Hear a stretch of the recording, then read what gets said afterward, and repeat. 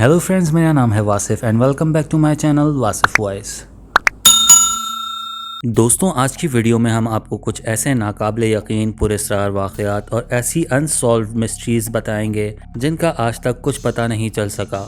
हमारी दुनिया राजों से भरी पड़ी है, जिनमें से कुछ के बारे में आप जानते होंगे, लेकिन आज जो 4 मिस्टीरियस राज हम आपको बताने जा रहे हैं उनके बारे में बहुत कम लोग ही जानते हैं। तो दोस्तों, ये तमाम मिस्टीरियस राज जानने के लिए हमारी वीडियो एंड तक ज़रूर देखेगा। पहले नंबर पर है दरख्त में धसी हुई साइकिल। ये दरख्त जिसमें एक साइकिल धसी हुई है वॉशिंगटन के एक आइलैंड में है। इस बड़े से दरख्त में 7 फुट ऊपर एक जंग लगी पुरानी साइकिल धसी हुई है, जिसका सिर्फ अगला और पिछला टायर ही देखा जा सकता है। देखने से ऐसा लगता है कि जैसे इस दरख्त ने साइकिल को खाने की कोशिश की, लेकिन आधा ही खा सका। कोई भी नहीं जानता ये साइकिल इस दरख्त के अंदर कैसे चली गई। इस साइकिल को लेकर बहुत सी कहानियां हैं, जिनमें से ज़्यादा मशहूर ये है कि ये साइकिल एक लड़की की थी जिसने इसको एक दरख्त के पास खड़ा किया था और अचानक जंग छिड़ गई और वो जंग के लिए चला गया और वो कभी वापस ना आ सका।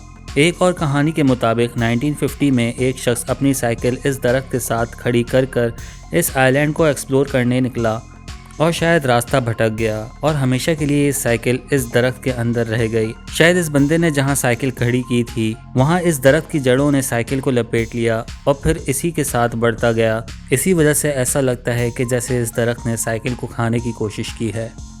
दूसरे नंबर पर है 73 साला ट्रैफिक जैम।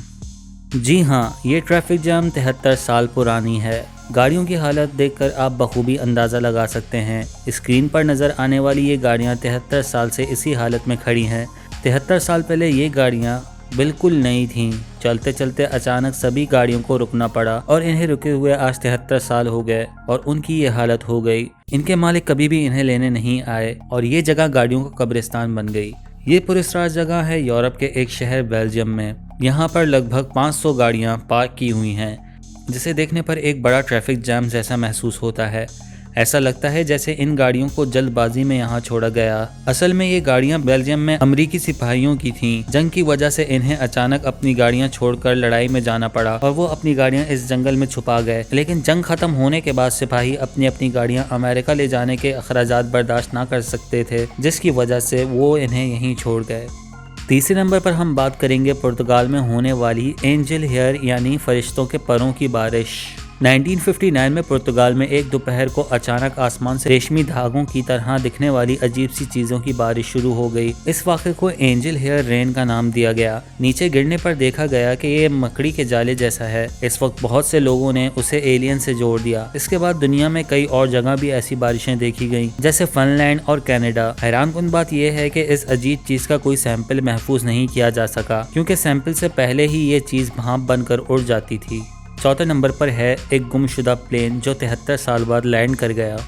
1955 में फ़्लाइट 914 ने 57 मुसाफिरों के साथ न्यूयॉर्क से मियामी के लिए उड़ान भरी, मगर वो जहाज़ कभी भी मियामी नहीं पहुंच सका।